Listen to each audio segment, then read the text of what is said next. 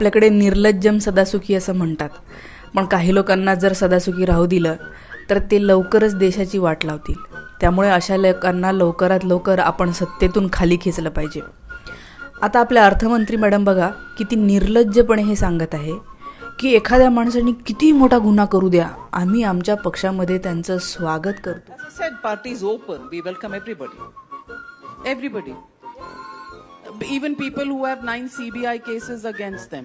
Party is welcoming everybody. काय म्हणतायत madam?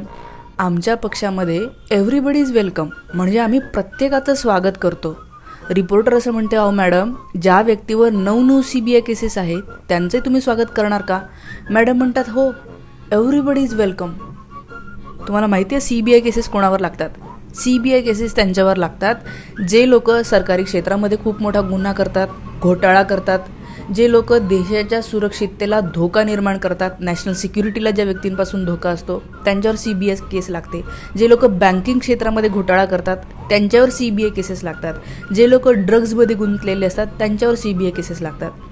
आणि आपल्या मॅडम निर्लज्जपणे असं म्हणतात, अर्थमंत्री आहेत बरं, त्यांना थोडीशी हे असायला पाहिजे होती की देशाच्या अर्थव्यवस्थेचं काय करायचं.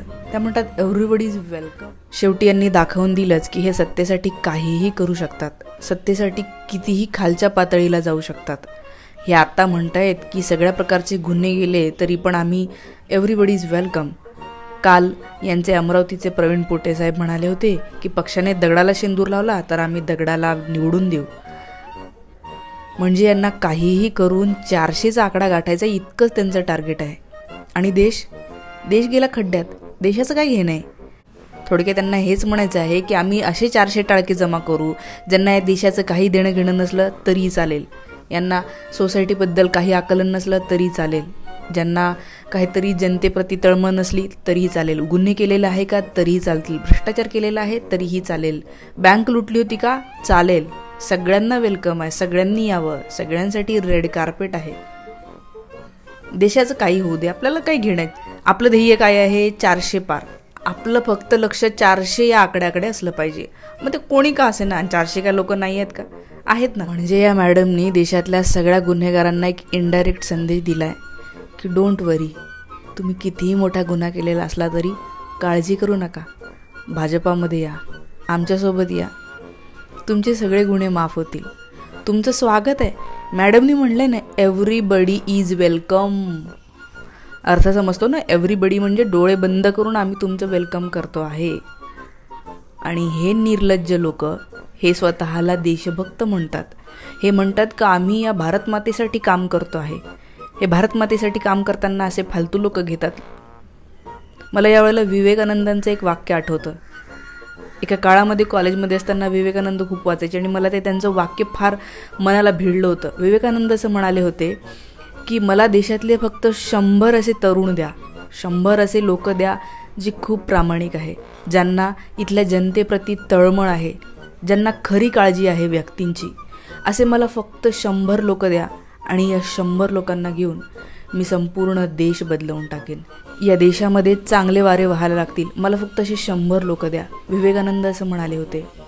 आणि हे लोक विवेकानंदांचं नाव घेतात आणि हे असं म्हणतात, everybody is welcome. CBI cases, गुन्हे केले का, बलात्कार केलं का, चोरी केली का, काही टेन्शन नका घेऊ, आमच्याकडे या.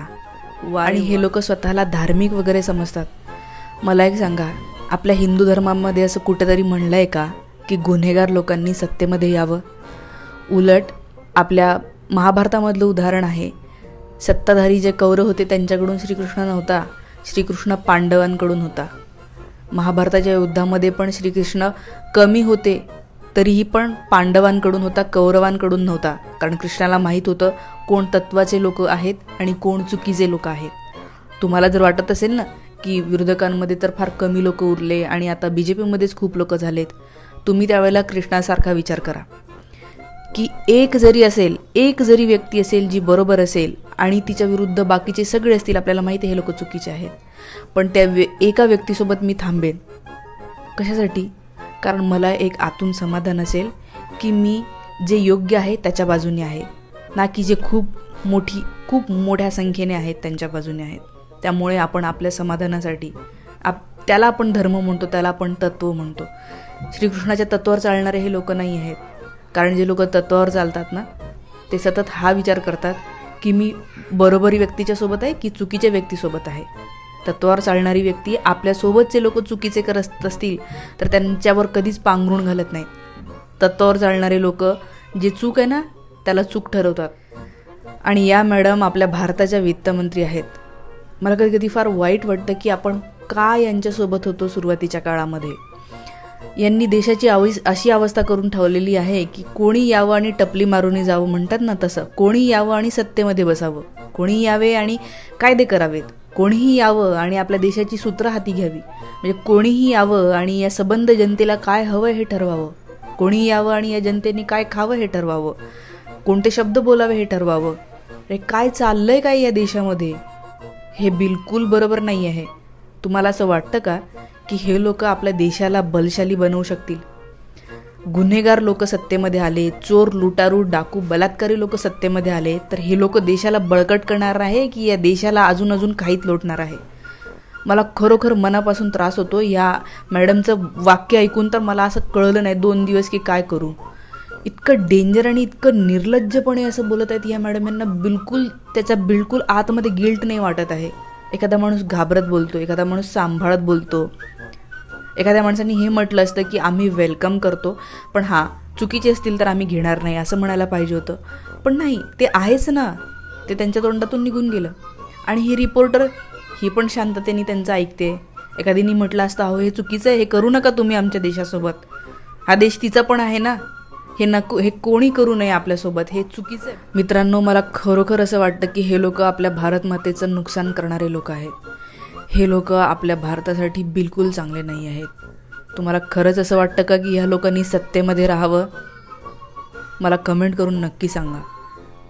आणि हे जर तुम्हाला पटलं असेल तर 10-12 लोकांना नक्की पाठवा. फार गरजेचं आहे हे.